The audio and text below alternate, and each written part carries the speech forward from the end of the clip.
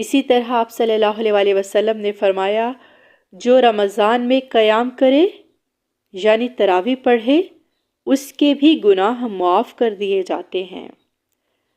رمضان تو رحمت کا موسم ہے۔ رسول اللہ صلی اللہ علیہ وسلم نے فرمایا جب رمضان آتا ہے تو جنت کے دروازے کھول دیے جاتے ہیں اور جہنم کے دروازے بند کر دیے جاتے ہیں اور شیاطین کو جکڑ دیا جاتا ہے۔ تو پھر سوال یہ ہے اگر رمضان میں بھی ہم نہ بدلیں تو پھر ہم کب بدلیں گے؟ ہمیں اس کی تیاری پہلے سے ہی کرنی شروع کرنی چاہیے، کیونکہ جب کوئی امتحان ہو تو ہم اس کی پریکٹس، اس کی تیاری پہلے سے کرتے ہیں، نہ کہ عین اسی وقت۔ تو ہم ایسا کیوں سوچتے ہیں کہ رمضان آئے گا تو ہم خود بخود بدل جائیں گے؟ نبی پاک صلی اللہ علیہ وسلم شعبان کے مہینے میں روزوں کی کثرت فرمایا کرتے تھے اور یہ رمضان کی تیاری تھی۔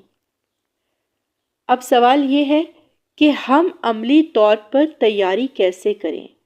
نمبر 1، اللہ تعالیٰ فرماتے ہیں سورۃ النور آیت نمبر 31، اے ایمان والو سب مل کر اللہ کی طرف توبہ کرو تاکہ تم کامیاب ہو جاؤ۔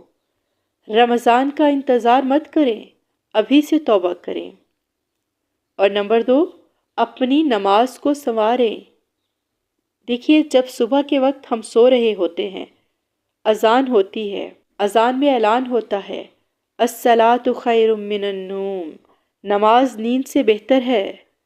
تو ہمیں چاہیے کہ ہم اٹھیں، نماز پڑھیں، اللہ تعالیٰ کا شکر ادا کریں اور ایک نماز سے دوسری نماز تک کے صغیرہ گناہ معاف کر دیے جاتے ہیں۔ اور نمبر 3، اپنی زبان کی حفاظت کریں۔ رسول اللہ صلی اللہ علیہ وسلم نے فرمایا جو اللہ اور آخرت پر ایمان رکھتا ہے وہ اچھی بات کہے یا خاموش رہے۔ رمضان سے پہلے زبان کی تربیت شروع کریں۔ اب ذرا سوچئے اگر یہ ہمارا آخری رمضان ہو، کتنے لوگ پچھلے رمضان میں ہمارے ساتھ تھے اور آج قبروں میں پڑے ہیں۔ ہم سمجھتے ہیں وقت بہت ہے، لیکن اللہ تعالیٰ فرماتے ہیں سورۃ العمران آیت نمبر 185، ہر جان کو موت کا مزہ چکھنا ہے۔